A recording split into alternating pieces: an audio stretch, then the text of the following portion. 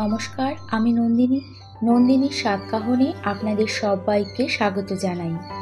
আশা করি যে যেখান থেকে আমার ভিডিওটি দেখছেন সবাই সুস্থ এবং ভালো আছেন। আমরাও ভালো আছি।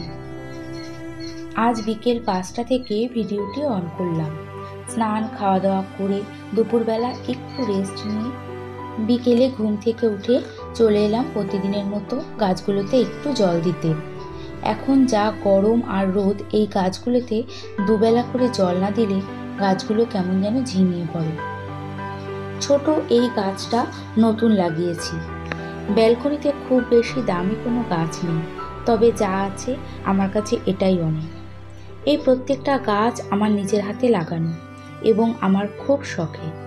সবুজ ছড়ানো গামলাতে পুদিনা পাতা গাছ লাগানো রয়েছে। রান্নার সময় এখান থেকেই ফ্রেশ পুদিনা পাতা ইউজ করি। তারপরে এই তো সন্ধে দেওয়ার আগে ঘরগুলো একটু ঝাড় দিয়ে পরিষ্কার পরিচ্ছন্ন করে নিচ্ছি। সন্ধে দেওয়ার আগে চেষ্টা করি প্রতিদিনই ঘরগুলো একটু ভালো করে ঝাড় দিয়ে নিতে। অনেক সকালবেলা ঘরবাড়ি ঝাড়মোছ করা হয়েছে, আর যেটুকু ধুলো জমেছে পরিষ্কার করে নেব। দুপুরের শোয়ার সময় যে নাইটিটা পরেছিলাম সেটা চেঞ্জ করে চোখ মুখ হাত পা ধুয়ে কাঁচা ধোয়া জামা কাপড় পরে সন্ধেটা দিয়ে নেব। সকালবেলা সম্ভব না হলেও সন্ধেবেলা প্রত্যেকটা দিনই ঘরে ধূপধুনো দিয়ে থাকি। এর সাথে একটু কর্পূরও দিই, এতে ঘরে পজিটিভ এনার্জিও কাজ করে। আর ঘরে পুজো একটু খুব সুন্দর গন্ধ হয়। সব ঘরে ধূপ ধুনো দিলেও মেয়ের ঘরে দিতে পারি না, কারণ ওর ধোয়াতে একটু অসুবিধা হয়।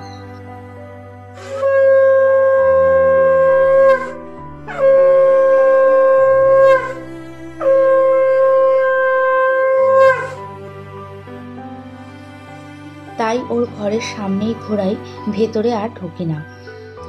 এর সাথে অনুরোধ রইল, ভিডিওটি যদি ভালো লেগে থাকে তাহলে লাইক এবং সাবস্ক্রাইবও করে নিতে পারেন। আর কাজটি যদি আপনি অলরেডি করে থাকেন তাহলে আপনাকে অনেক ধন্যবাদ। সন্ধে দিয়ে আমি আর মেয়ে আর আমার এক বান্ধবী চা খেয়ে নিয়েছি। চা খাওয়া শেষে বাসনগুলো ধুয়ে রাখছি। এই ছোট্ট ডাস্টবিনটা কিনেছিলাম টুকটাক নোংরা বেসিনে আটকে থাকলে সেটা ফেলার জন্য। এটা ছাড়াও আলাদা বড় ডাস্টবিন রয়েছে। এটা ছোট হলেও খুব প্রয়োজনীয় আর ইউজফুল। এটা বেসিনের সামনে রাখার জন্য আমার খুব সুবিধা হয়েছে। একটা ছোট্ট পলিথিন দিয়ে তার ওপর ময়লাগুলো ফেলি। জামা কাপড়গুলো এক এক করে ভাঁজ করে গুছিয়ে রাখছি। ঘরের কোনো কাজ পেন্ডিং রেখে সেটা সকাল হোক বা রাত আমি বসে থাকতে পারি না।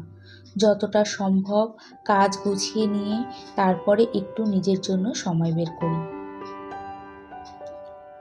জামা কাপড়গুলো ভাঁজ করার সময় আলাদা আলাদা ভাগে ভাগ করে রাখি।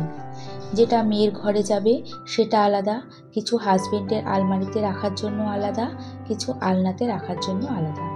এর ফলে জামা কাপড় পরার সময় খুঁজে বের করতেও আর সেরকম কোনো অসুবিধা হয় না।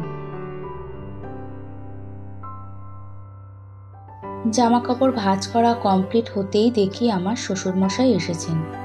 হাজবেন্ড শ্বশুর বাড়ি গিয়েছিল, আসার সময় ওনাকে নিয়ে এসেছেন। উনি এখানে 2 দিন থাকবেন। তারপরে সব জামা কাপড় জায়গা মতো রেখে সাথে আলনাতেও জামা কাপড়গুলো গুছিয়ে রাখলাম। তারপরে ওনার সাথে কিছুক্ষণ গল্প করার পর শ্বশুরমশাইকে একটু লিকার চা করে দিলাম। বয়স হয়েছে তো এখন আর দুধ চা উনি খান না, কিন্তু একটা সময় দুধ চা উনি খুবই ভালো খেতেন। এবং এমন একটা সময় গেছে যে আমি দিনের মধ্যে 7-8 কাপ দুধ চাও করে দিয়েছি, কিন্তু সময়ের সাথে সাথে সবই পরিবর্তন হয়। তারপর আর কিছুই খেলেন না, বললেন একেবারে ভাত খেয়ে নেবেন। অ্যাকচুয়ালি অনেকটা বয়স হয়েছে তো হজমের সমস্যা হয়। রুটি উনি একদমই খেতে পারেন না, ভাতই খায়, তাও খুব অল্প পরিমাণে।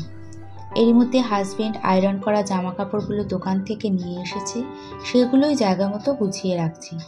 সংসারের কাজগুলো করতে আমার ভালোই লাগে, আর যখন দেখি ঘরগুলো সুন্দর পরিপাটি গোছানো রয়েছে তখন একটা আলাদাই শান্তি পাই। রাতের দিকে যদি পরের দিনের সকালের কিছু কাজ এগিয়ে রাখা যায় তাহলে খুব সুবিধা হয়। সংসারের কাজের কোনো হিসেব বা বাঁধা ধরা কোনো নিয়ম হয় না।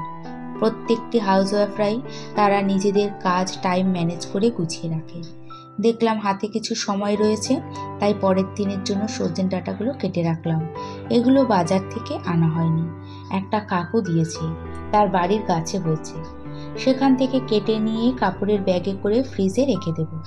এই কাপড়ের ব্যাগে করে সবজি ফ্রিজে রেখে দিলে সবজিগুলো অনেক দিন পর্যন্ত ভালো থাকে।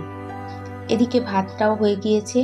সন্ধেবেলা যেহেতু শ্বশুরমশাই সেরকম কিছু খাননি, তাই ওনাকে আগে ভাত বেড়ে দিলাম। গরম ভাত খেতেই উনি বেশি পছন্দ করে। ওনাকে খেতে দিলাম ধোয়া ওঠা গরম ভাত আর মাছের ঝোল আর এঁচোড়ের তরকারি।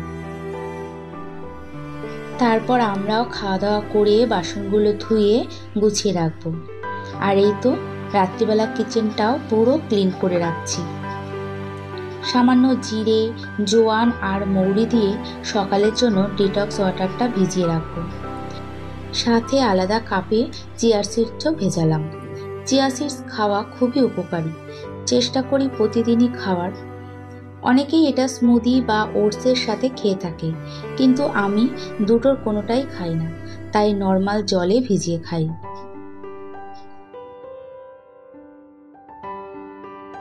এরই সাথে বেসিনটাও মেজে ভালো করে পরিষ্কার করে নিয়েছি, আর সেটা এখন শুকনো কাপড় দিয়ে মুছে রাখবো। এর ফলে হয় কি, সারা রাত বেসিনটা ইউজ হবে না আর জলের কোনো দাগ ছোপও পড়বে না। সব কাজ কমপ্লিট করে ঘুমোতে যাওয়ার আগে ফেস ওয়াশটা করে নেব। রাতে মুখ ক্লিন করে ফেস ওয়াশ করাটা খুবই জরুরি, আর একটু সময় নিয়ে কাজটা করা দরকার। রাত প্রায় 11টা মতো বাজে, শুধু ড্রেসটা চেঞ্জ করে ঘুমোতে চলে যাব। এরই সাথে ভিডিওটি এখানেই শেষ করছি। আবারও দেখা হচ্ছে নেক্সট ভিডিওতে। এতক্ষণ আমার সঙ্গে থাকার জন্য ধন্যবাদ।